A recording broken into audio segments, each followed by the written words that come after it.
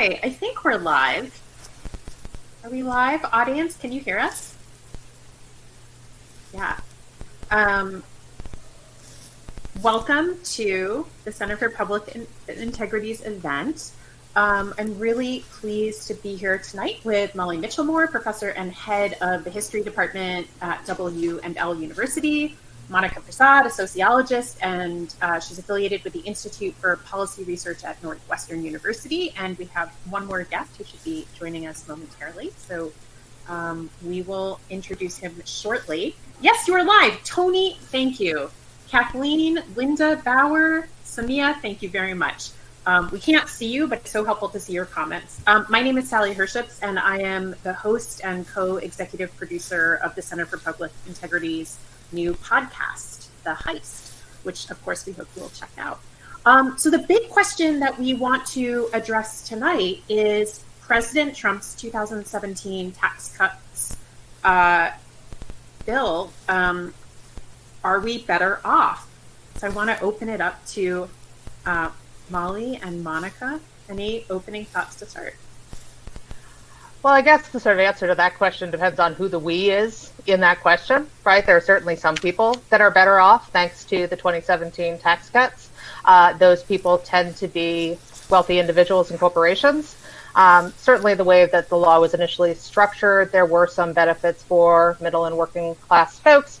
Those benefits are scheduled to expire in 3 years, I think.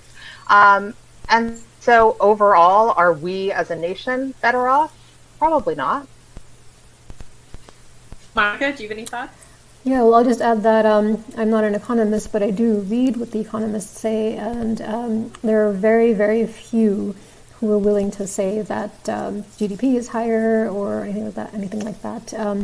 There is general agreement that it does increase inequality. It sounds like I'm being partisan when I say that, but this is just what the economists all seem to agree. One of the things, oh, sorry, go ahead. No, I was just going to say, right, one of the ways that we could assess whether it did what it was supposed to do is just sort of take its own terms as the sort of metrics of success. It was supposed to pay for itself. It hasn't done that. It was supposed to provide rocket fuel for the economy. It doesn't seem to have done that, right? So even if we are really generous in terms of how we're defining success, it doesn't seem to me that this has lived up even to its own advocates' promises. What about when we hear the administration claiming that we were on track for success until the coronavirus outbreak? Do you think that's a fair argument? I mean, it's a little bit hard to untangle because it did create a sort of sugar high, so there was a little bit of a bump from it. But yeah, as Molly was saying, it depends on what your criteria are. It doesn't really seem to have put us on this path to a very different kind of economy. Okay. And I just want to address the audience for a minute. We'd love to hear questions from you too, so please feel free to post them in the chat, and we will be sure to address them as much as possible. So one of the things that's so fascinating to me about this tax bill is the history and the meaning of tax cuts for the Republican Party. And I think I want to start by playing this clip. So Molly, you and I spoke about the history of about the meaning of tax cuts and what they mean to the Republican Party. So I want to play this short clip from the podcast, and then I want to ask you and Monica a question about it. All right, so here we go.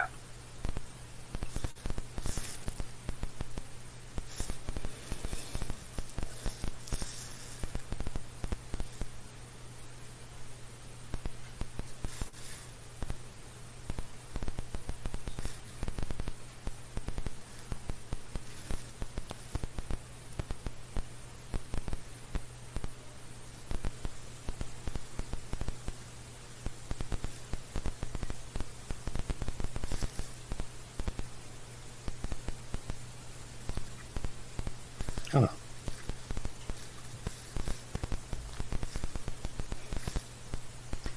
I'm just getting a prompt from the audience that they can't hear the clip. So I'm going to stop playing that. But we have a guest, so it's the perfect time to pause here. Let me introduce Robert Reich. In case you don't know, he served in various presidential administrations: Gerald Ford, Jimmy Carter, Bill Clinton. He was Secretary of Labor from 1993 to 1997. He's a professor, author, and political commentator, and we are very glad to have you here with us today. Thanks so much for joining us.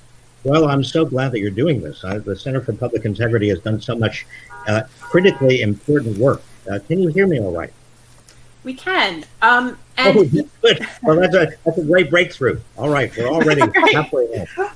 So the question, we had already kind of gotten started, but I would love for you to weigh in with the main question of the evening, which is President Trump's 2017 Tax Cuts and Jobs Act. Has it left the country better off? Are we better off? Well, let's be absolutely unambiguous about this. There are very few economic changes and initiatives where we know as much as we do about the December 2017 Tax Jobs Act. We know, number one, that the major beneficiaries have been big corporations and the wealthy. That is unambiguous. We know that over the next 7 years, most of the benefits are going to go to the top 20%. And indeed, there's a lot of evidence that working people are going to end up paying more because of this tax act. Number two, we know that nothing trickled down. We know that Donald Trump promised that the typical worker would get a $4,000 bonus, and it never materialized for most people. In fact, I still am trolling, trying to find people who got a $4,000 benefit. Are you out there? Anybody who got a $4,000 bonus? I found somebody on Wall Street who got at least a $4,000 bonus. But actually, if you are a working person, if you are working class, if you're an hourly wage earner, you almost invariably got nothing. Did it contribute to economic growth? Well, there is very little evidence that there has been any economic growth from this. Most of the economic growth during the first 3 years, and certainly the first 2 years after enactment of the act, the tax act we're talking about, economic growth was slower than it was in the last 4 years of President Obama's 8-year administration. So did we get economic growth out of it? No. What about corporations? Well, here's what we do know. We know that big corporations used their tax savings, and there was a lot of it. I mean, a lot of big corporations paid zero taxes in 2018, 2019. Big corporations like Amazon, I mean, hugely profitable, zero taxes. What did they do with the tax? Well, they bought back their own shares of stock in order to give their own shareholders a kind of sugar high, their big investors and their top executives even more money. That's what happened to that major initiative of the Trump administration. Average people got shafted, and very wealthy people and top executives and big investors made out like bandits. Let me ask the three of you a seemingly straightforward question. I was hoping to play a clip from our podcast, but I am having a technical issue. What makes trickle down such a successful and attractive concept for the Republican Party? What is this based on? Well, I have some ideas, but I want to wait and hear what other people have to say. Molly, do you have thoughts about that? Yeah, I mean, Monica and I have both sort of researched the history, particularly of the Reagan era tax cuts. And it seems to me that taxes become politically attractive to the Republican Party in the 1970s because they don't have much else, because it is a thing that allows them to broaden their base of support, to appeal to working and middle class voters who are increasingly perhaps alienated from the Democratic Party because of sort of a racial backlash politics to the Civil Rights Revolution. And tax cuts allow the Republican Party to offer those voters something, right? At the same time as it doesn't alienate their sort of key constituencies among corporations and wealthier voters, right? So it's sort of good politics. It allows them to become, in Jude Wanniski's terms, the Santa Claus of tax cuts, right? To counter what the Democrats are doing in terms of distributing welfare benefits, to distribute the same kinds of benefits, but do it through the tax code. Yeah, and one thing that if I could just elaborate on that, absolutely agree with that lovely analysis. And one thing we have to remember is when the Republicans broke through with this idea of tax cuts, they were not always the party of tax cuts. It happens in the 70s and 80s. Before that, for 4 decades, they had not controlled Congress, except for maybe like 2 or 4 years in there. So for 40 years, they had been trying all kinds of other policies to break through. They've been trying anti-communism, they've been saying, oh, we need to learn from the British conservatives, we'd have to go across and do that. They were saying we need better organization, we need better people. So there was this churn in the Republican Party for 40 years about this. The economic crisis of the 70s comes along, bracket creep comes along, inflation pushes people into higher tax brackets, they see an opening. And one thing people forget is that Democrats at this point were also offering much smaller tax cuts. So Reagan instead pushes ahead with this big tax cut. He then retreats from it in 1982. So, this big tax cut revolution that we talk about under Ronald Reagan did not actually happen under Ronald Reagan. If you look at, the first term, there's more tax cutting, but revenue neutral tax cutting in the second term. Then Bush comes along, seizes on this as a tax cut, as a political strategy. The problem now is that tax cuts are just not as popular as they used to be. Which is one reason why I think we're seeing the Republicans move into issues like xenophobia and voter suppression. They just don't have much else that they can offer because we think that Americans hate government, but if you actually ask Americans what they want to cut, they don't want to cut anything.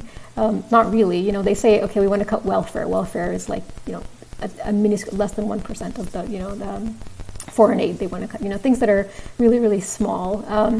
So there is not really a lot that the Republicans can do. So it is this electoral opening that happens for them, and that has now put them in this this quandary. It really brings to I mind agree with all of that. And if I could also add that the patrons of the Republican Party for the entire post-war era, big corporations and Wall Street, what they really want when they invest in the Republican Party, and it is an investment. Every dollar they want, they expect money back. The investment is in primarily tax cuts.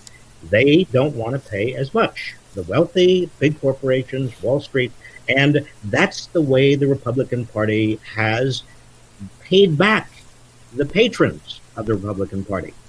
Trickle-down economics was sold starting in the 1980s by Ronald Reagan and a lot of the microeconomists and others around Reagan and the neoliberals as a way of both increasing economic growth and helping everybody do better. It never happened. There was never anything that trickled down. And it's true of Reagan, it's true of Bush. Every time there has been a tax cut, they've talked about trickle-down economics. They've marketed it as trickle-down economics. They've repeated it like a big lie over and over again until some people believe it. But trickle-down economics never happened. One final thought. There is racism involved here, because one way Republicans, starting in really the 1950s and 60s, increasingly in the 1980s onward, sold tax cuts to the middle and working class was, why should you be paying for them? And the them, presumably, was people of color, people who were different, people who were needy, people who were disproportionately Black and Latinx. Now, that's not what Republicans said, obviously, but that's what they were doing. That's what they were appealing to. That's why dog whistle politics, that racist politics that you saw beginning really with Richard Nixon talking about welfare cheats, and then Ronald Reagan talking about welfare queens. That's all part of the same scheme. That's all part of the same metaphor, using racism and tax cuts together to persuade the middle class and the working class that they would get a better deal. Well, obviously they didn't. So I just like to amplify that last point, because I think that's exactly right. right? Even in the 1970s, in order to sell this tax cut to the working and middle classes, you have to convince them that it's not going to hurt them, right? That their schools aren't going to get worse, that their roads aren't going to get worse. And so what you do is you establish a very simple but false equation between the taxes you are paying, right, and these tax eaters, these welfare cheats, who aren't basically paying their fair share, who aren't being full American citizens. And it is this kind of, it's a parlor trick, right? It's suggesting that you can get something for nothing. So I just want to break in for 1 minute and bring up a question from the audience. Jim Marsh has written, so what do we know about the benefit of the tax cut to average people who may have seen their 401k grow due to stock shares, i.e. what percentage of working people even have investments in the stock market? Well, this is very important for people to understand. The ownership of the U.S. stock market in terms of the United States citizens, the top 1%, the richest 1%, owns half of the value of stocks owned by Americans. The richest 10% own 92% of the value of the stock market owned by Americans. That includes 401ks. I mean, the vast majority of Americans has almost nothing in the stock market. And so, Monica, your book was addressed the Reagan tax cuts. One of the things that is just so puzzling here is that since we've so clearly established the concept of trickle down does not work, it has never worked, how is this continually sold to Americans? How is it, for instance, Robert just mentioned that, this small percentage of average Americans own, are going to benefit from the stock market. How do we keep being misled? It hasn't worked. If the question is, are we better off? It has worked tremendously for the Republicans electorally. So if you look at, there's a question that the Pew polls have asked Americans over several decades. They say, which party is better off for the economy? Which will do a better job at bringing prosperity? Through the 60s, the Democrats have an advantage on this that sometimes goes as high as 40 points. The Democrats are seen as the party that will be better for the economy. In the 70s and 80s, because of Reagan and Carter, the Republicans catch up. So this is just really striking. If you look long term, suddenly in the 80s, people start to think that the Republicans can do better on the economy, partly because Carter is associated with a bad economy, and Reagan benefits from things like Paul Volcker's monetarist policies, etc. So people's perception of the Republicans really changes. And, the Democrats and Republicans kind of trade as to who is seen as better on the economy. But this is an issue that is dramatically powerful for Republicans in terms of saying we're the ones who are the stewards of the economy. We're not the ones who are these spendthrift Democrats. And this is very, very appealing to many voters. We do interviews with working class voters, and this kind of mnemonic of Republicans are responsible stewards of the economy is something that resonates very deeply in their lives. They struggle to be responsible stewards of their economies, and therefore this is what they want their kids to learn. So it has been very powerfully productive for the Republicans. So I'm glad you're touching on this idea of responsible stewardship of the economy, because this tax bill, President Trump's tax bill, seems to be responsible for an enormous amount of debt. So I have two questions. One, how could we have invested that money perhaps in a more productive way? And two, why is it that Republicans are willing to look away from debt in this particular case when it's the party of deficit hawks? So maybe, Robert, do you want to address the first issue? Was there perhaps a better way for us to invest the between $1.5 and $2.2 trillion of debt that this bill is estimated to rack up? Well, obviously, there are better ways of investing it in terms of schools and infrastructure and public health I mean, we're right now in the middle of a public health crisis. Everybody knows, everybody sees and feels.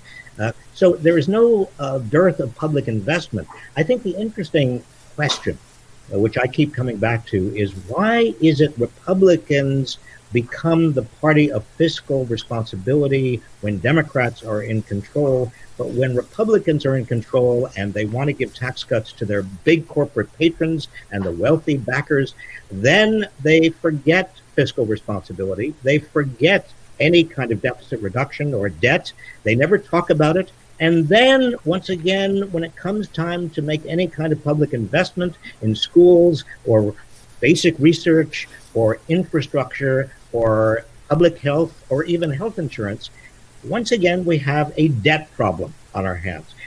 I think the Democrats need to take some of the responsibility here. I was part of a Democratic administration that made something of a fetish about the debt, and we're very worried about the debt and worried about the Republicans sort of gaslighting them about the debt. Well, I think it's time for the Democrats to make a case for public investment. And that public investment grows the economy as well, if not better, than private investment. And so we shouldn't be worried about the debt nearly as much when it comes to public investment. Molly, do you have any insight into how the parties kind of flip-flop over this issue? Yeah, well, I sort of wanted to circle back to what Monica was saying about the sort of reputational identity of the Republican Party as being good on the economy and the extent to which that actually doesn't fit with the facts, right? Over the last 30 or 40 years, we've had a series of economic crises during Republican administrations that essentially Democratic administrations have had to clean up. And in about the 1970s, right, Republicans figured out that being fiscal hawks, deficit hawks, was not really good politics because it requires people to give something up, right? Either you have to give up something you like that you're getting from the government, or you have to pay more taxes. But what they did realize was that there was a certain sort of magical power in talking about being fiscally responsible that they could use as a cudgel when the other team was in charge. And that this had sort of twin benefits, right? You could say, oh, look here, we are these responsible stewards of the economy.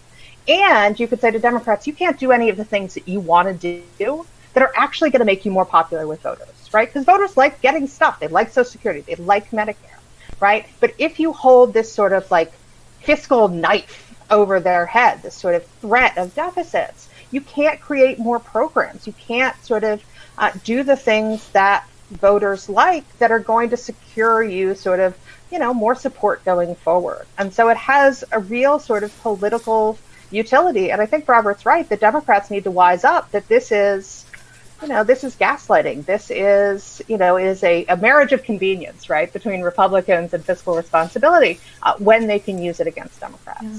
So, well, as David Stockman, who was the budget director, Reagan's budget director, made it very, very clear that this strategy was designed to starve the beast.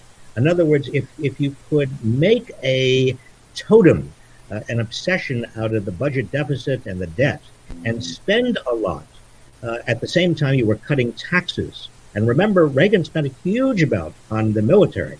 If you could all do that, then you could make it almost impossible for any subsequent Democratic administration to spend anything because the debt would be too big.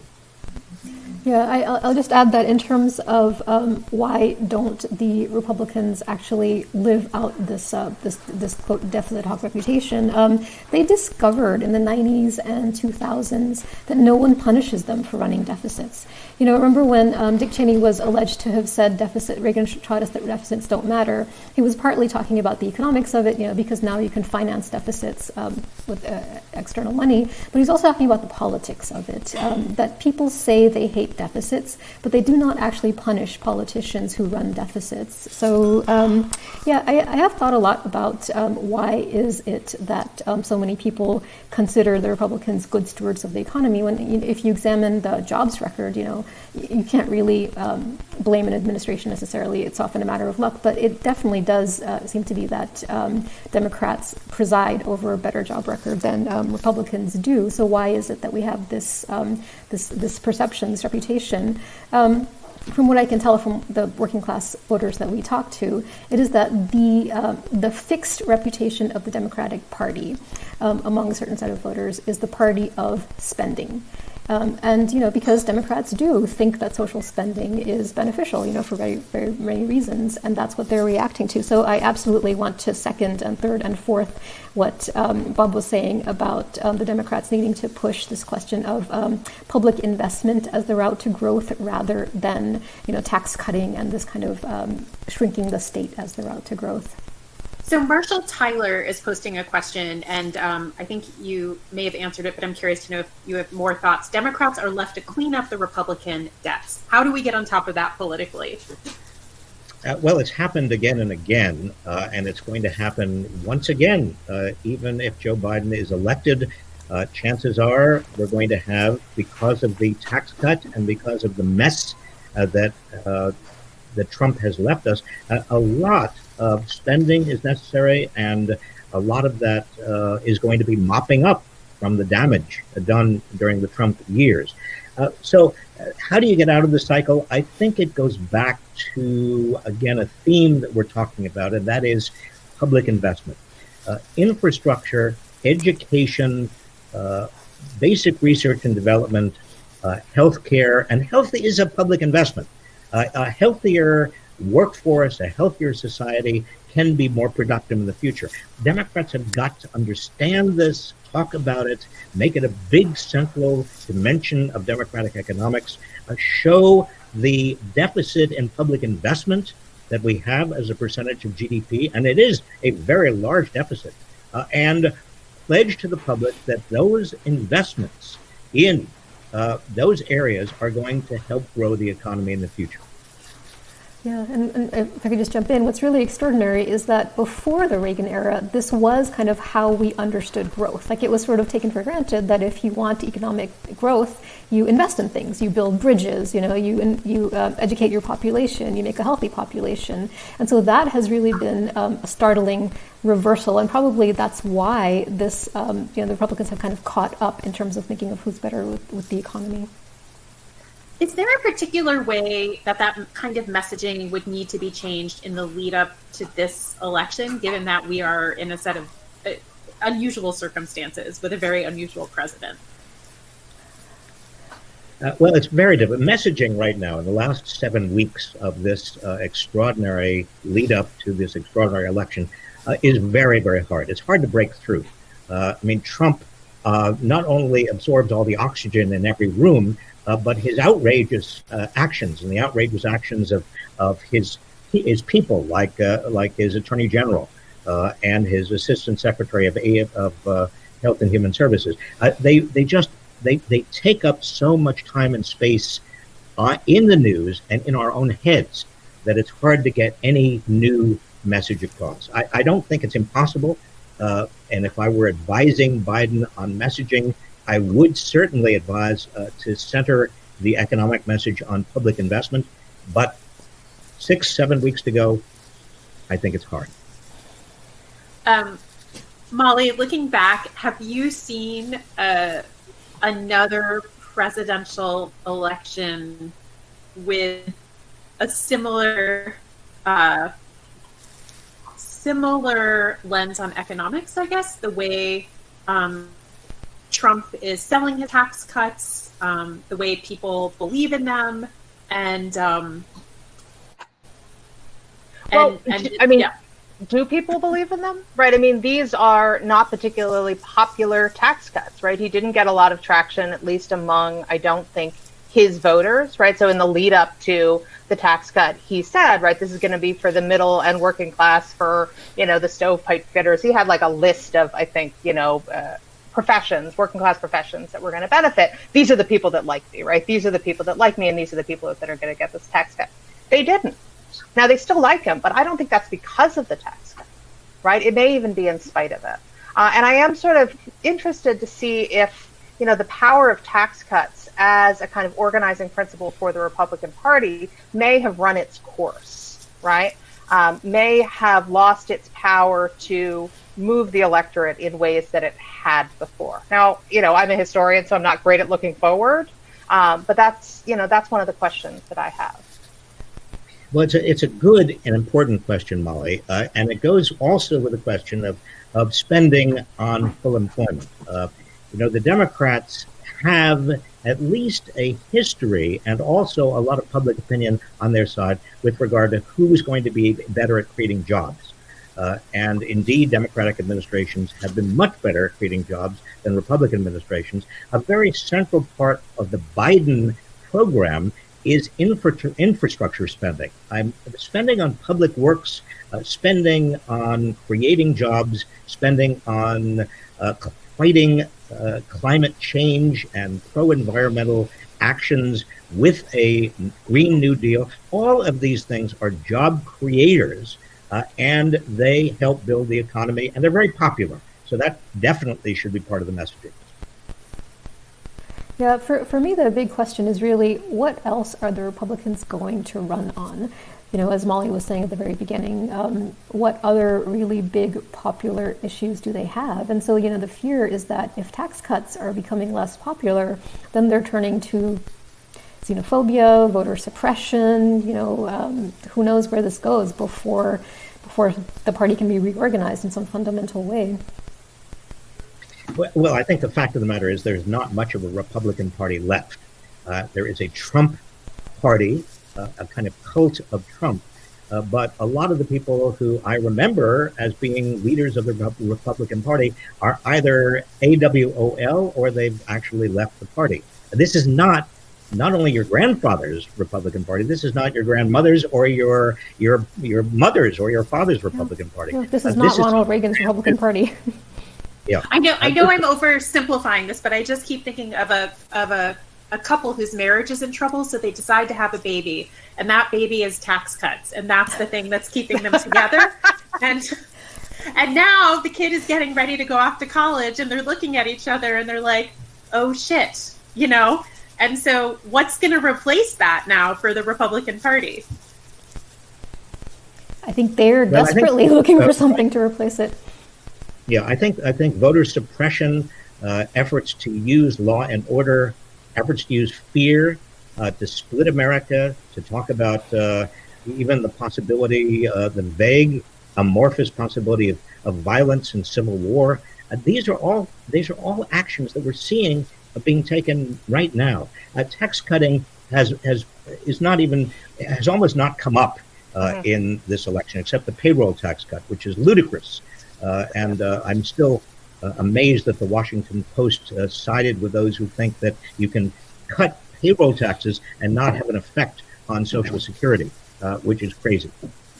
I might say, right, that we might have had a hint what a kind of post-tax cut Republican Party might look like in the way in which Donald Trump presented himself in the election of 2015, right, 2015, 2016. That is to say, right, he was talking about infrastructure. Right, everyone remembers Infrastructure Week, right? He was talking about protecting Social Security and Medicare for his people, right? He was, in fact, sort of talking about a kind of welfare state for my people, right? A sort of white welfare state. Now, he didn't follow through because follow through is not like really one of his best qualities, I don't think. But that is, right, one way that you could think of reconstructing the Republican Party, not around tax cuts, right, but around a kind of populist, white nationalist sort of welfare state for us, but not for them. I don't think it's a good idea, but that is something that might work.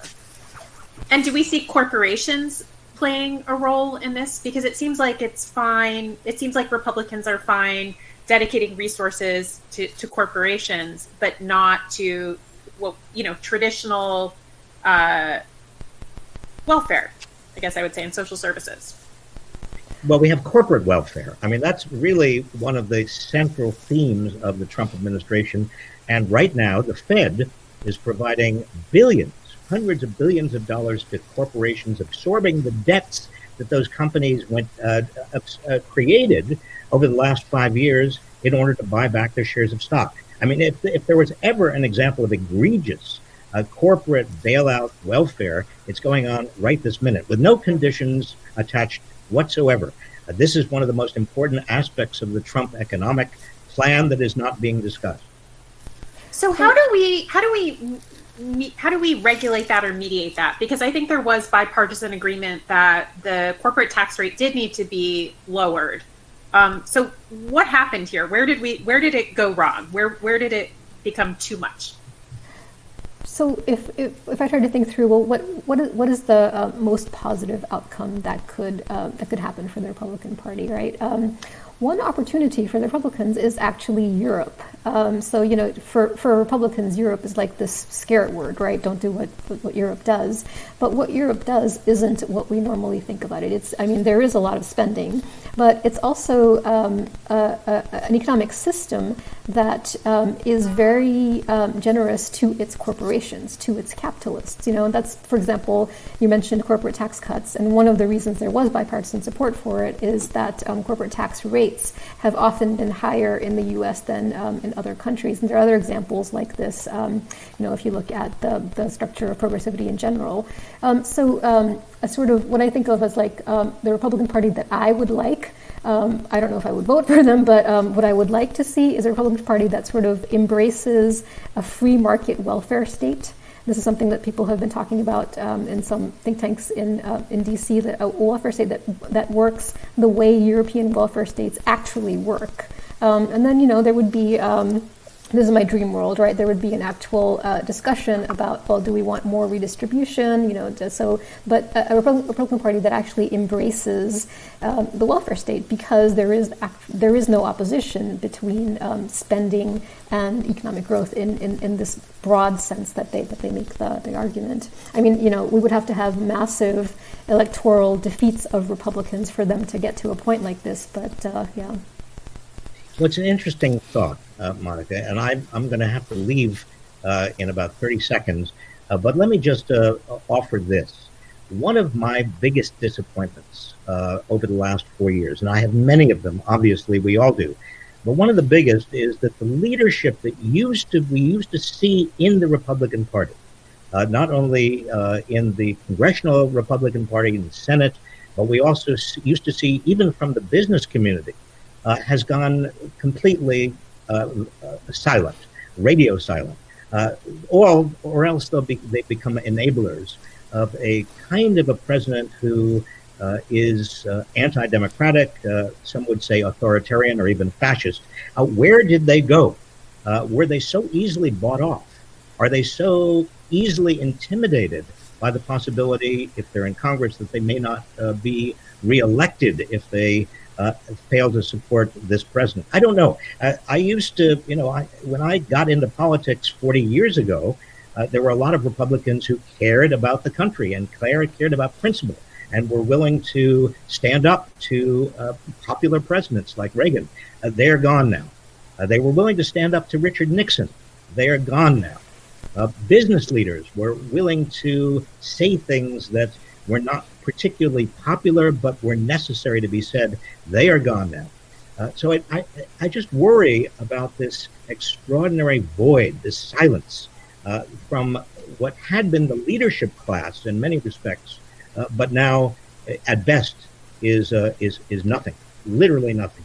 I'm going to have to leave. I want to say that the Center for Public Integrity has been one of the most important resources that I have used in terms of trying to dissect economics and politics over the years. Thank you all so much for what you do. And I'm sorry I have to leave. Thank you so much for joining us. Bye. So, audience, I just want to remind you to, if you have questions, you can put them in the Ask a Question box. Oh, and I see some questions here. Let's take a question from the audience. Okay. So, trickle down has never worked. That's not a question. That's a statement.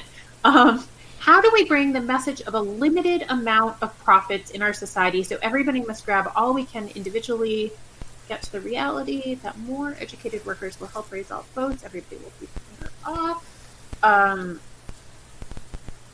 That's interesting. Here's one. Okay, from Brandon Woods. What tax changes do you see coming?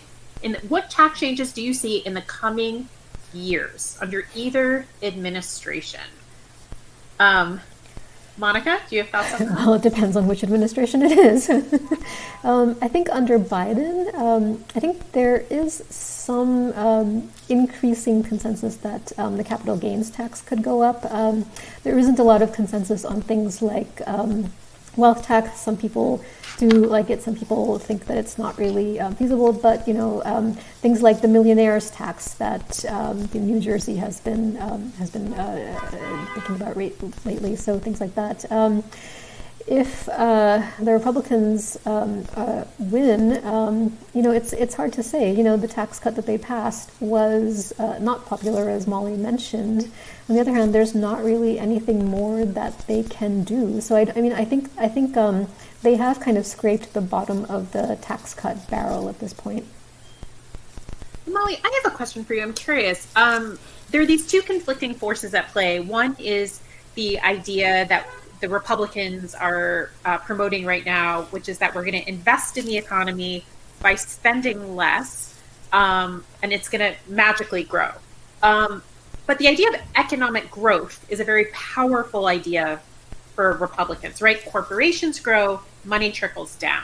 Was there ever a time when the idea of increasing taxes for that reason was popular, to spend more? Well, if you look at the entire post-war period, Monica's done a lot of research in the sort of, the problem of too much, basically, right, in this kind of post-war period. Growth liberalism, right, the idea that economic growth is going to solve a whole lot of problems, right? It's going to solve class problems, it might solve racial problems, right? Essentially, by growing the economy, you will eventually lift all boats, which will reduce the need for, sort of specialized spending programs for individual groups.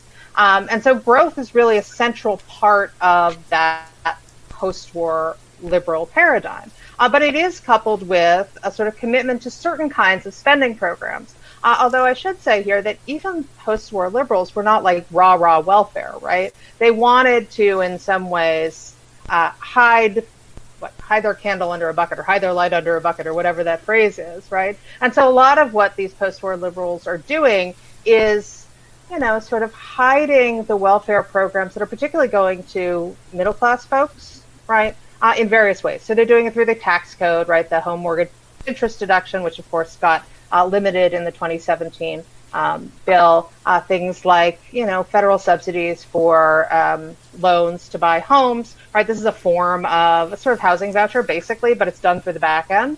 Social Security is sold as like an entitlement or like an annuity, as opposed to like a handout from the government. And so there's just a little, there's like a sleight of hand in some ways diminishing the role that the liberal state played in the lives of ordinary Americans. And ultimately that doesn't pay off, right? Because here you have in the 1970s Republicans coming in and saying, hey, right, they're taxing you out the wazoo and you're not getting anything for it. Now, they were getting stuff for it, but it's really hard to see.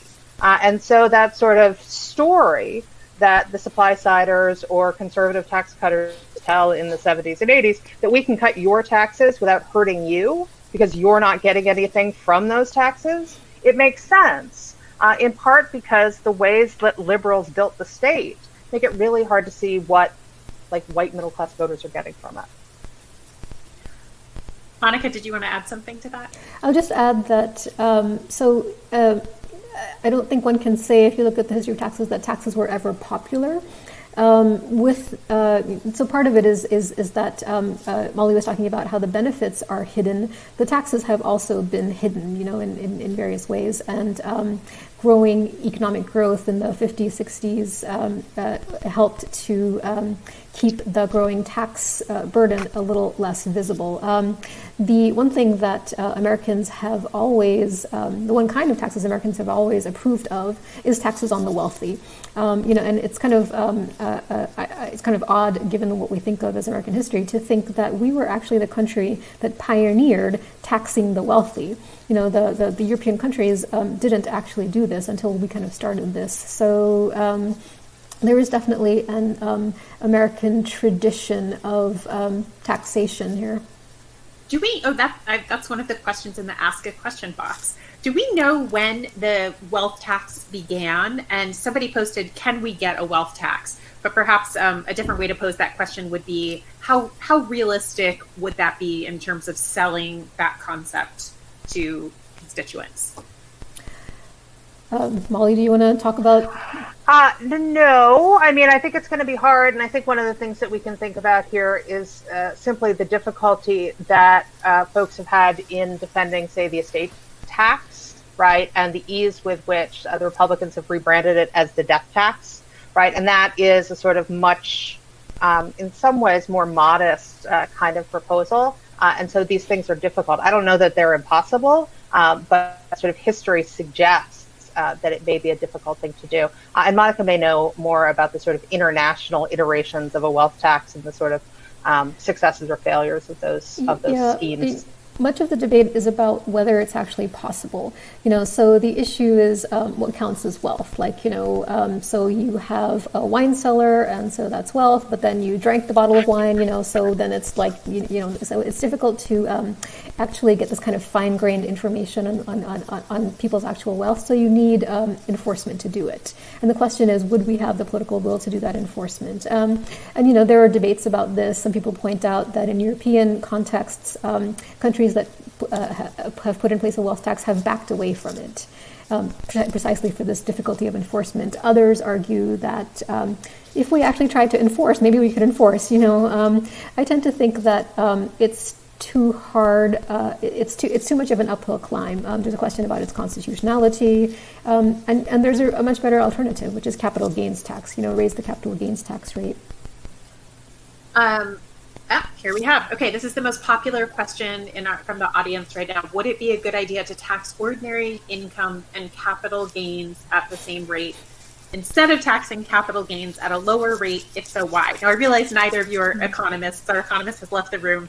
But is this something you feel comfortable weighing in on?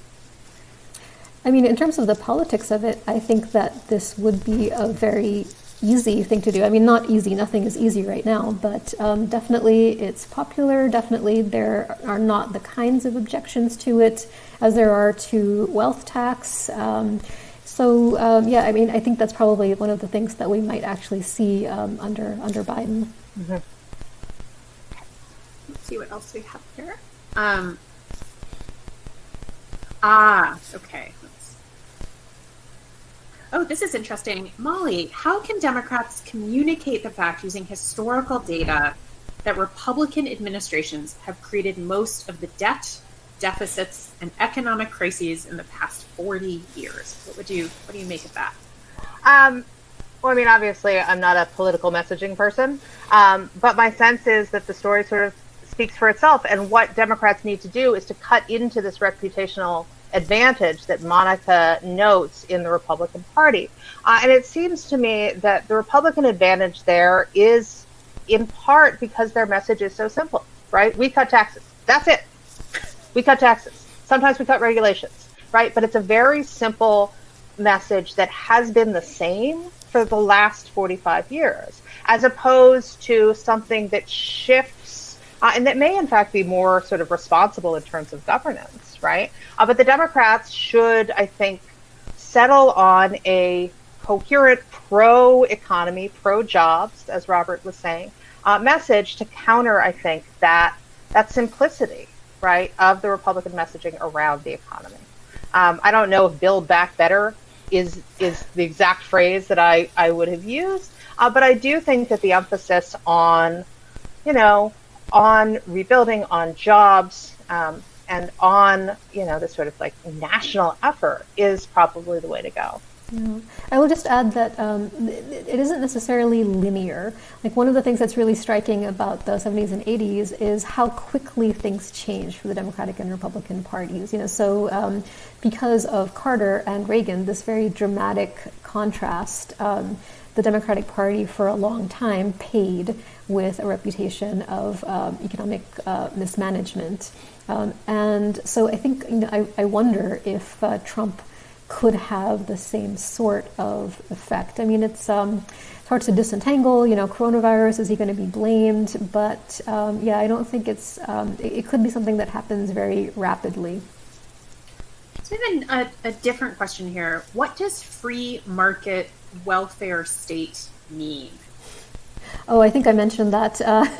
So this is a paper that Sam Hammond, who is somebody who works for the think tank the Niskanen Center, has put out. And it makes this argument that if you look at any free market, all free markets have significant amounts of government spending, including the markets that we look at in Europe. If you also look at the European countries, they are also very careful to pay attention to economic incentives. It is possible to do both things. So I'm a big fan of that paper because I think that's exactly, I'm actually not a Republican, but if I were a Republican, this is actually the path that I think the Republican Party should be going down, to try to figure out, well, what are the kinds of spending that lead to economic growth. We have a lot of general comments about wage inequality. Do we have any thoughts? It is interesting. That was one of President Trump's promises, that with this tax cut, that it was going to create more jobs, higher paying jobs. We haven't really seen that happen. Everyone's shaking their heads. No. What about with his looking through the lens of the Reagan tax cuts? There's an argument. I got to speak with Dr. Laffer, the inventor of the famous Laffer curve, and we were discussing the difference between trickle down and the Laffer curve, and we talked about we disagreed about the Reagan tax cuts, and we talked about the economy expanding, and I said, well, there had been a recession, and we're rebounding. Why do you think we've seen this happen over and over again? The tax cuts happen, wages don't really grow in a significant way. Why is this idea continually lost? This very specific idea of wage inequality. Why is that not something people are demanding be addressed in a real way, be fixed? Well, I mean, I think one of the things that has happened is that the institutions that traditionally ensured, more wage equality, that is to say unions, have more or less fallen apart at the same time as this sort of new tax cut republicanism took over, right? And that's part of a long-term kind of battle on the part largely of conservative businessmen, right, who hated the New Deal. They hated the tax parts of the New Deal. They hated the spending parts of the New Deal. They hated the regulation parts of the New Deal. But more than anything, they hated the union parts of the New Deal. And they sort of waged this war in the 40s and 50s to break the unions. And it takes a while. But ultimately, by the 1980s, right, we've got a broken union movement in the United States. And so the sort of institution that had largely been responsible for, and obviously, right, sort of historically, unions in the 50s and 60s, had some problems around issues of gender and race in particular, but had ensured that a lot of those working class jobs would be sort of, passports to the middle class. And those institutions simply don't exist anymore. Yeah, there's definitely a disconnect between what voters say they want and what they vote for. So they're always in favor of more equality. They actually want radically more equality than is the case. But when it comes down to actually voting, that isn't very high in salience for them. So they don't translate these questions in exactly the same way. What they would say they want is jobs, and that's what they're voting for. Inequality is kind of wrapped up in that, but like jobs is the focus for this specific set of voters who are voting Republican, perhaps surprisingly. So wait, you're saying that what they want is jobs? Rather, what they really want is different from what they say they want. So what are they say so they want? if you ask them, do you want more equality? Of course, they always say yes. Would they say, are you against inequality? They say yes. Even sometimes if you ask them, do you want to tax the rich? They say yes. And yet, on the other hand, there's some lovely research showing that even if you look only at people who hate inequality, think public policies should be taken to reduce inequality and think the wealthy should be taxed, they still supported the Bush tax cuts. So it's a question of the preferences versus the salience, what they're thinking about when they're pulling that voting lever. And I think the real thing they're thinking about is jobs. They want all of these other things, but really it's the thing that they think the Republicans might be able to give them is jobs. Jobs. Molly, do you see the same thing historically? Yeah, I think that's right. I actually wanted to address something that I saw in the chat sort of coming up a couple of times around the sort of maybe the asymmetry of this debate between Republicans and Democrats on the economy, right? Because it is part of the sort of democratic idea basically is that the state can do good stuff, right? So trust us, right? We can do this. We can help you build back better, right? The Republicans, right, say that they trust individuals and that the government can't do anything, right? Ronald Reagan, in this crisis, the government is not the solution to our problem, the government is our problem, right? And then they go mess things up, right? So Republicans have this sort of history of tanking the economy, right? Which then in some ways sort of proves their point, right? We can't run the economy, right? Not that we can't run the economy, but maybe the government can't run the economy. And so this in some ways, right, it's a really sort of tilted playing field. It's an asymmetrical contest between the Democrats and the Republicans that has to do, right, with this long-term project of delegitimating the public sphere, delegitimating the state, delegitimating these kinds of, the idea that government can do anything well.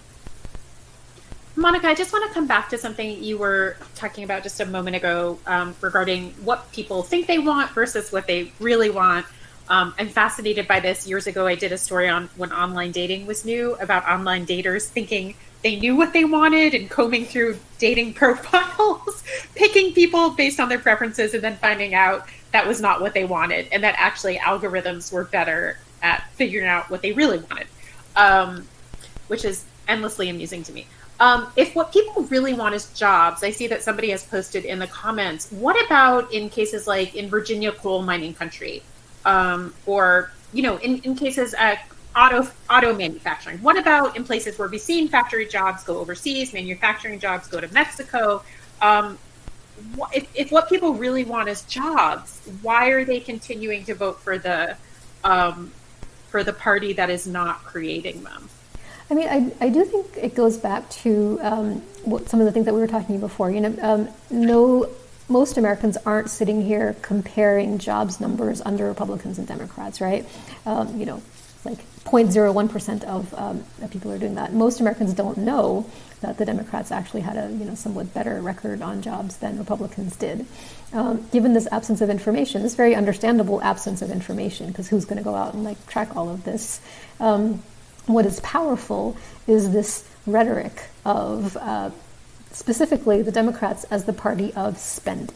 Everyone knows the Democrats are the party of spending, because they are partly, because they do think that spending is worthwhile, is valuable, can be good for the economy, and they presided over this expansion of healthcare, and so Democrats are associated with spending, and many people do appreciate that about the Democrats, but there are many who are voting precisely against that, because of this.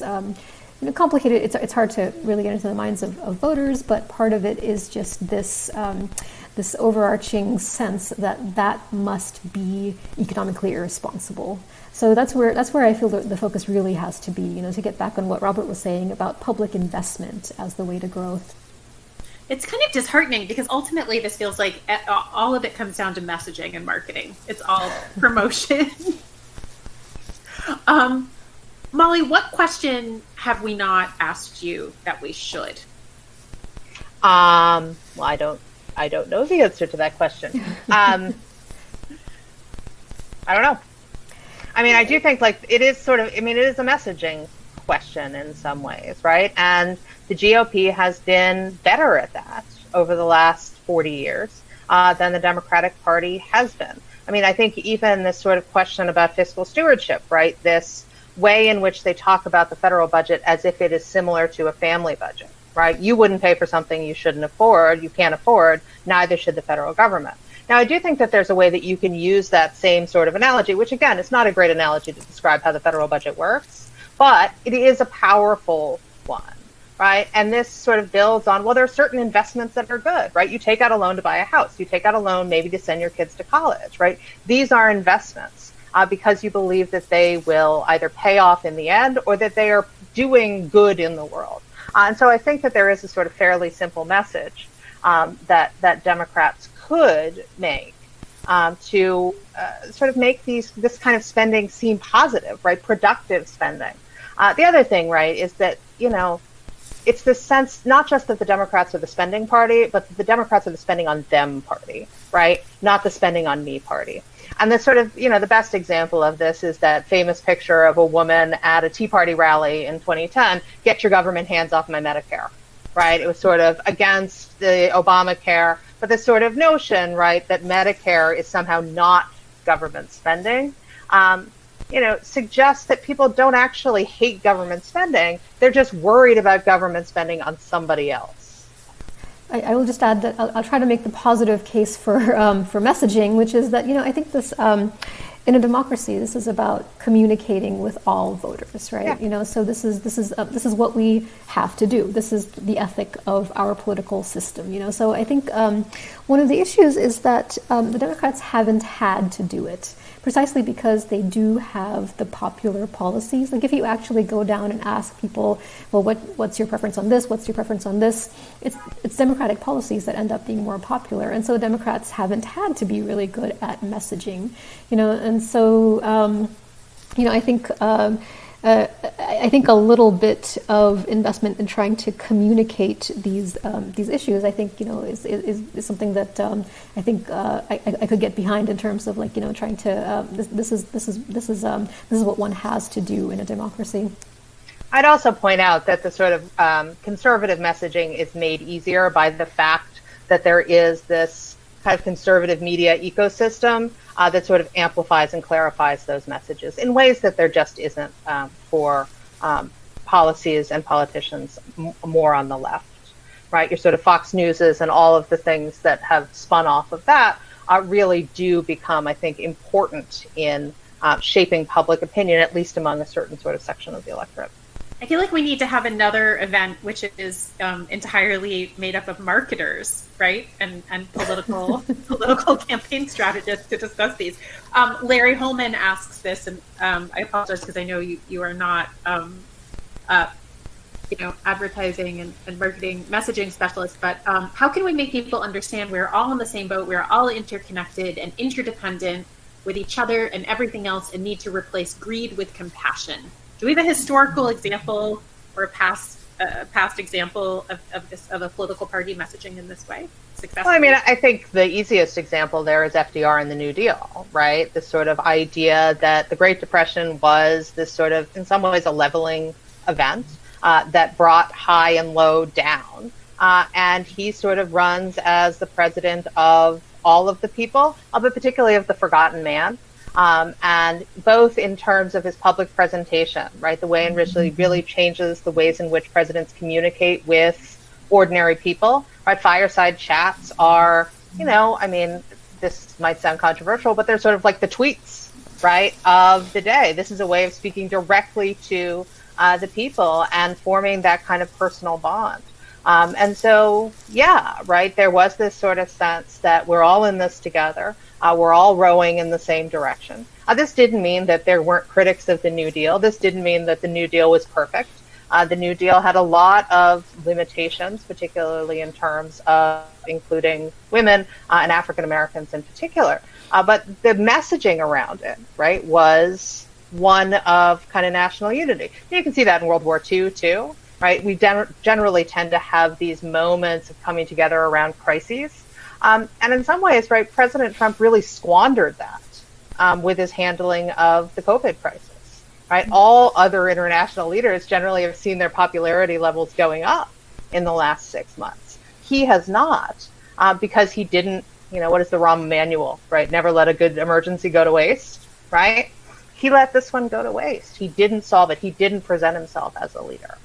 But does that leave open an opportunity for Biden in this case, for the Democratic Party to step in with a particular form of messaging? What might that look like? Yeah. I mean, one of the things that this has shown people in real and kind of lived ways is how much we depend on public infrastructure. I mean, I'm thinking, I've got a 7-year-old, right? And so I'm thinking about all of these parents that are faced with trying to educate their own children, right? Seeing what school teachers do every day, thinking about the failure and the underfunding of those public institutions. It just seems to me that there must be, right, an opportunity to make the case for those kinds of public investments.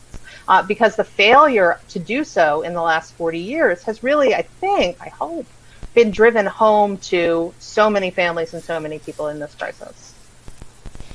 Yeah, that is a really fascinating point, because it is very, very clear that where you get this kind of feeling of compassion and we're all in it together is in moments of crisis. It's something that sociologists always struggle with, because of course you can't, you can't predict when the crisis is going to come. But here we are in this moment of real crisis, right? So it's quite possible to try to build the coalition that kind of does this.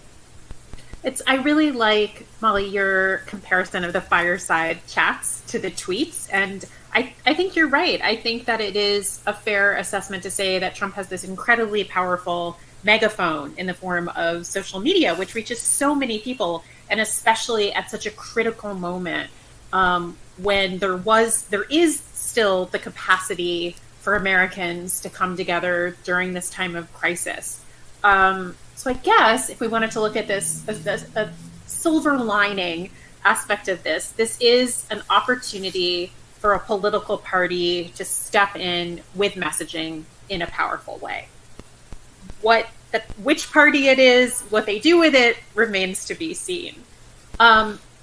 We do have a question here from somebody who wanted resources. They wanted to know, let me open this up, where they could find what is the best resource to get good data/charts/research on financial issues and trends. I want to have a place that I can reference when discussing economics with other people, especially when I want to try and sway conservative folks. Now, I have a hunch that this is going to be a little bit less about the numbers and more about what we're talking about, which is the marketing and presentation, but I defer to the both of you. Well, I mean, I will point out that the Center for Public Integrity itself is a great source for exactly what you're looking for. Okay. Any other thoughts, Molly? No, I think that's good. I think there are a number of sort of think tanks in DC that do a lot of this sort of data gathering. Some of them spin left, some of them spin right, some of them go right down the middle. If you are sort of trying to talk to folks to the right of center, you might think about, what is it, the Nicholson Center, the sort of center right. Niskanen, yeah. Yeah, Niskanen Center, right, which does a lot of this kind of data-driven analysis to try and reorient the Republican Party or the conservative movement away from sort of Trumpism. And so if you're looking for arguments in the presentation of data that might appeal to sort of center-right folks, you might do that. You can call it a center-right think tank, right? So you're not giving them something from the Center for Budget and Policy Priorities, right? You're giving them something from this sort of conservative think tank. It sounds like a powerful tool may also be what Monica touched on early, which is that despite people's stated preferences, it sounds like a very common interest and concern is in jobs. So finding trustworthy, real data about job creation and wages, and trying to present those numbers that are not filtered through a political lens. Yeah, and I was thinking when we were talking about messaging, who's really good at messaging? You remember Elizabeth Warren, very early on when she was trying to make the case for taxes, made this really, really beautiful argument about how taxes essentially are the social contract. This is how we pay it forward for the next generation. I am nowhere near as eloquent as she is, but you should Google Elizabeth Warren taxes. No, and that was very reminiscent about the ways in which, or about how, FDR sold this massive tax increase in the middle of World War II, right? This was your patriotic duty. This was, taxes to beat the Axis. And there was not that much resistance to this extraordinary tax increase that, raised the number of taxpayers from like 3 million people in 1939 to like 45 million people in 1945. And you don't see people really taking to the streets to protest these taxes because they are yoked to the sort of greater patriotic cause. Yeah, I mean, it's interesting to think about the promises that Trump made when presenting the initial plan for the new tax law. And then I can see why it's appealing. Jobs, higher pay, growing the economy, all of those things sound fantastic. Unfortunately, it's not, well, it is clear that they're not really panning out. Yeah, and I do think what's interesting is that even in the selling of it, there was something a little flat about it, right? That it wasn't convincing at this moment. That it didn't pack the same kind of punch, that he was going to the well, or the Republicans were going to the well one too many times, right? It was like the third movie in a trilogy that should have stopped at 2, or maybe even at 1, right? That there was only so much gas left in this, and that no one was really buying it, right? The Republicans were hell-bent on pushing it through, even if it was extraordinarily unpopular, but it wasn't particularly popular, and I think that that's an important thing to note. May just put Elizabeth Warren's quote in there. Thank you, May. Great. I also wanted to respond to something that Rich was saying. He was saying, we're talking about messaging, you really mean propaganda. I don't mean propaganda. I mean telling the truth, to the extent that the truth is visible to us. I do not mean lying to make a case. I think if you follow the best evidence that we have, it does show that investing in these various ways is a pretty strong way of growing, and I think the Democrats can make a very strong case for that. So I think we're being told that it is time to wrap up. So audience, we want to thank you so very much. And thanks to our guest, Molly Michelmore, professor and head of the history department at WNL University, Monica Prasad, a sociologist affiliated with the Institute for Policy Research at Northwestern University. Thank you both. And we hope that everyone will check out our very awesome new podcast, The Heist, on which Molly is featured, discussing trickle down in the history of tax cuts to the significance of tax cuts to the Republican Party. Thank you, everybody, and have a great night. Thank you. Or morning. I don't know where you are in the world. Stay safe, wear masks. Stay safe. Yes, wear your masks.